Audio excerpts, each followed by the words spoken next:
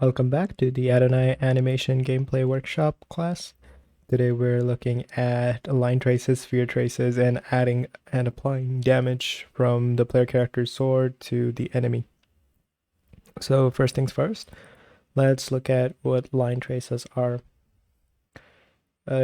Yesterday we ended off with our character stats and we learned a little bit about clamping, etc.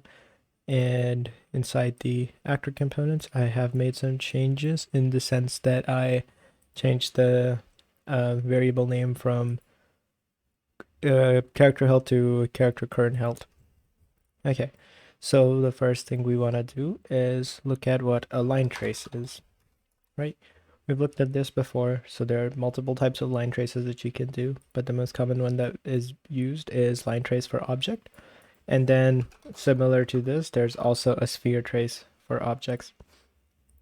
So the difference between these two is literally just the radius, which makes the collision box on the player's weapon or whatever we are trying to use for our line trace, either a capsule or a single line, right? And if you set the radius as 0, then it also becomes basically a straight line. So if this radius is 0 right here, this is a sphere trace component.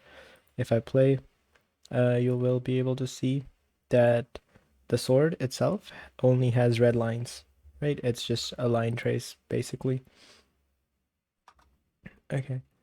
And if I set it to some radius, let's say 15, then it becomes a capsule component. For the most part, you're always going to end up using capsule or sphere trace because it will be more accurate in terms of where your sword hitbox should be and how fast or how much it should hit. So let's focus on the first part of it, which is the inputs. In order for you to have a line trace, first you need an execute node. This execute node is basically what's going to be either checking when the character is trying to access the node or when the damage needs to be applied, etc. So currently we have this set to event tick. Tomorrow we're gonna make it so that it plays with an animation tick instead of event tick. Right, so let's leave that for now. The second part is a start and stop, which is start and end. So these two vectors are location for the points, and this is with respect to the world. These are not relative to the person or character itself, but rather just to the world location.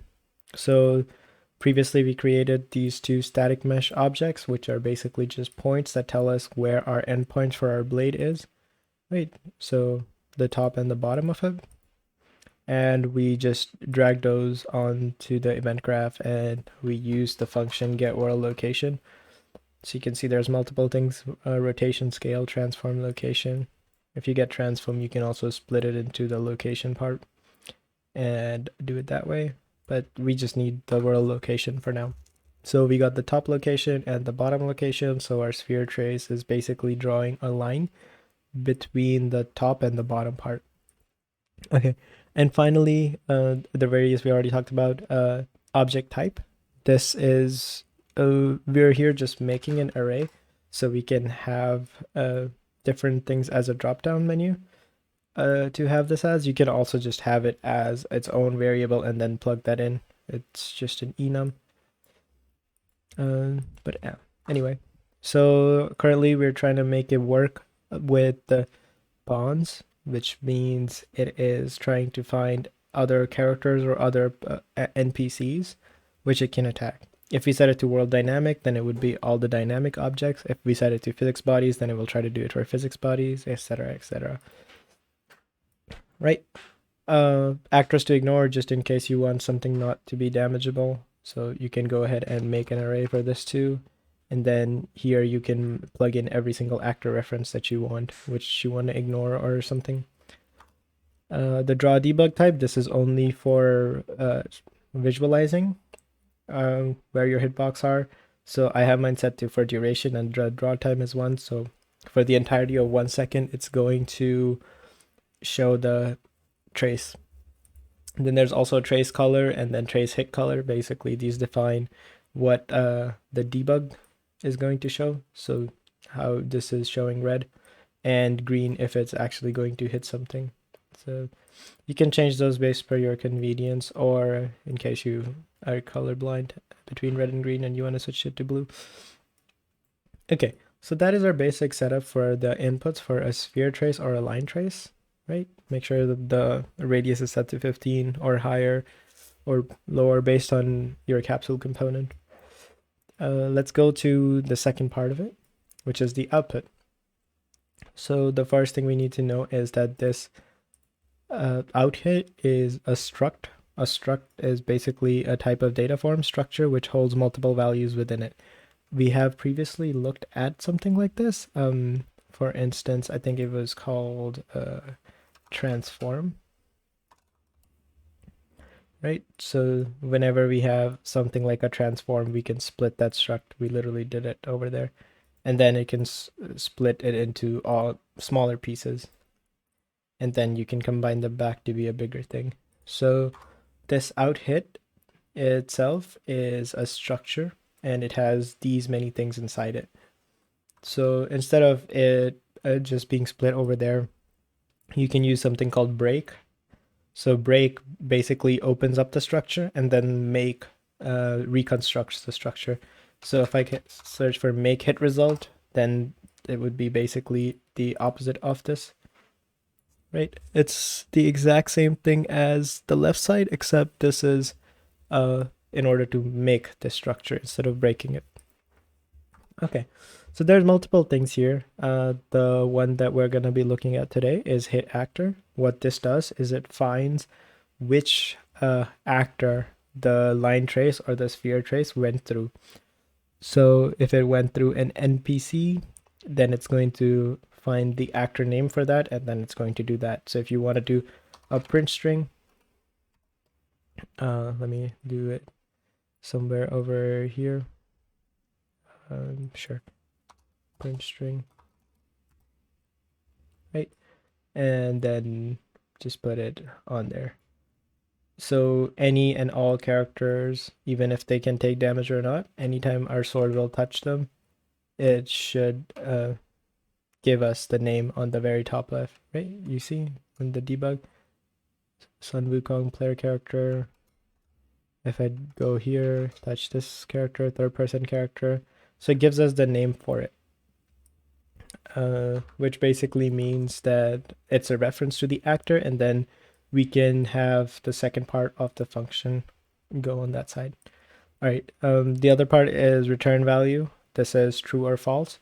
Considering it is connected to event tick, this is going to pulse every single second, so you want to make sure like it's only going through the true part. So this return value is only true if the spear trace hits something, basically when it turns green. Otherwise it will just stay false and it won't print out anything. So this is just housekeeping code just in case you're accidentally trying to check for it multiple times without actually hitting a player or something. Okay, then comes the function called apply damage. There's different kinds of apply damage that you can use. There's apply damage, there's point damage, radial damage with fall off. All of these have different effects, but you're probably just going to stick to apply damage because this is the most basic kind to pass on data from one blueprint to the other. In terms of damage. All right, once you have that set up inside it, once you open it up, then it's going to have all these things: event instigator, damage causer, damaged actor referring to the hit actor, so whichever actor got hit. And then damage type class. This is in case you have a weapon damage, such as if you have grenade types or fire things. And this is helpful. So later on, if you have, for instance, a fire elemental and you're trying to use fire damage to kill it, you can nullify that based on the damage type class. So it's just generally a nice thing to have to generalize where the damage is coming from or where the damage should be going. Okay, so we have all this set up. Let's look at the NPC that we're going to be attacking. So for that, what we have done is we created a brand new enemy character. the way we did that is just right click on the content browser. We went to the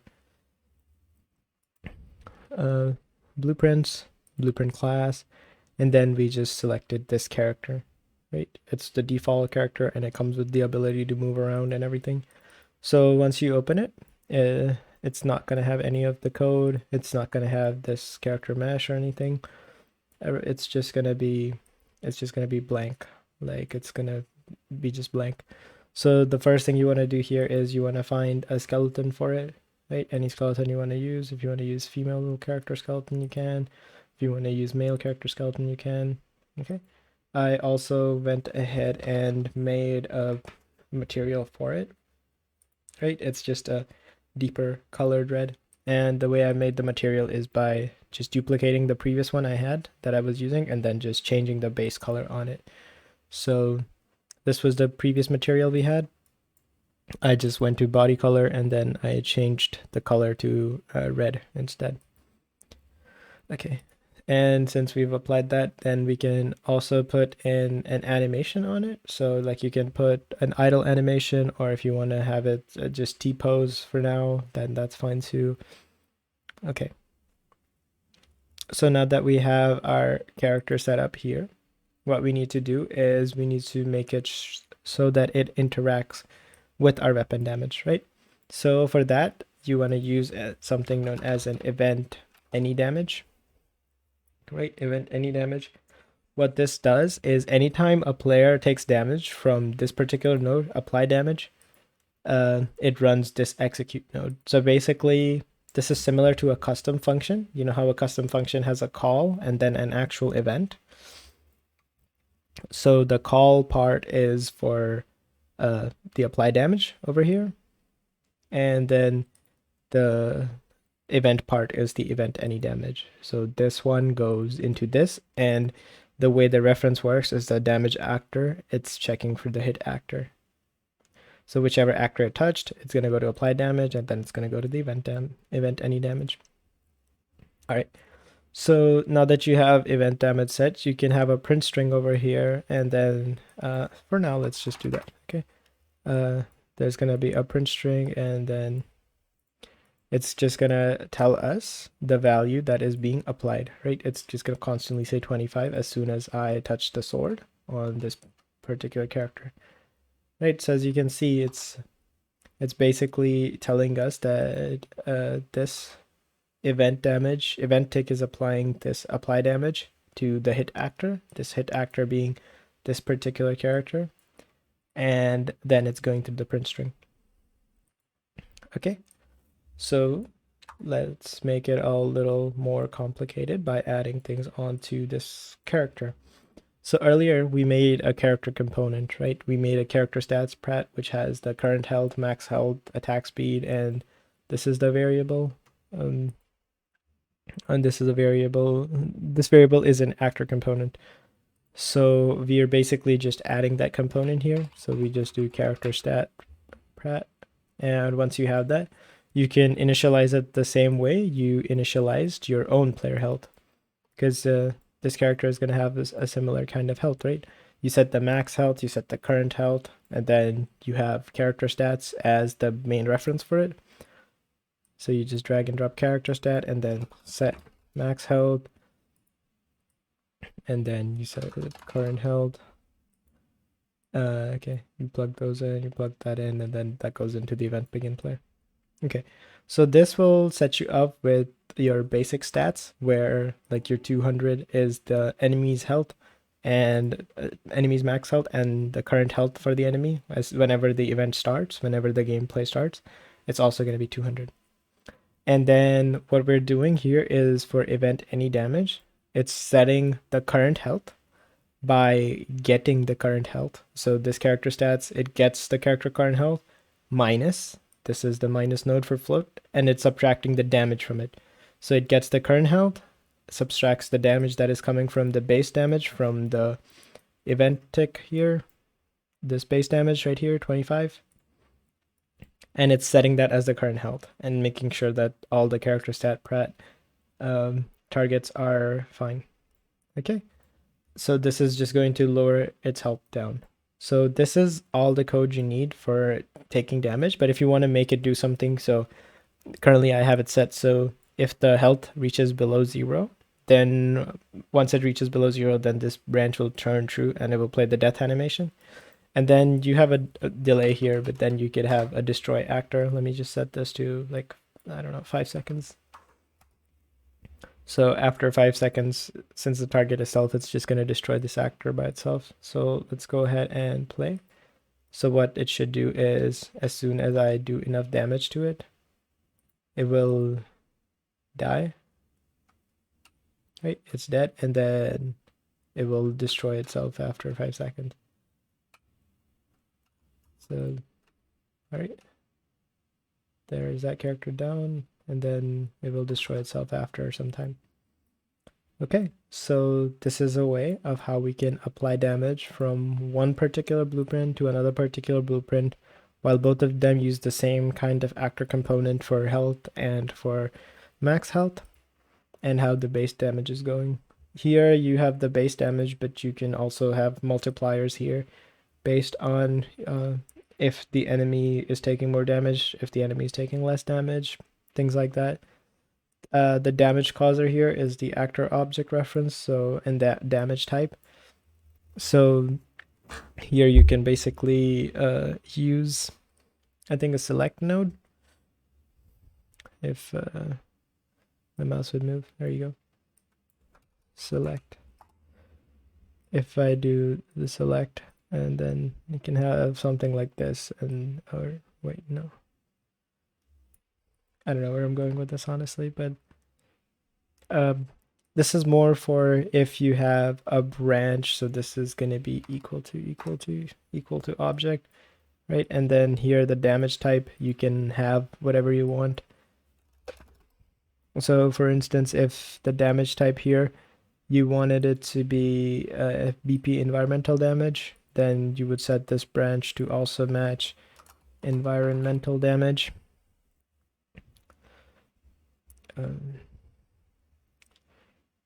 Okay, environmental damage. And then as long as the player is taking damage from the environment, this branch is going to be true and it's going to lead to whatever you want. If you want it to take damage, or if you don't want it to take damage, if you want him to heal, etc. But that's more towards the complex part of what you can do with this. The main purpose of this is to understand how the line trace or sphere trace works, how it detects something and it hits something, and how it's transferring that data into the actual character itself. And then we can have that custom event do whatever we want, play animations, take damage, dance, etc. And that is going to be all for this week's video, or today's video.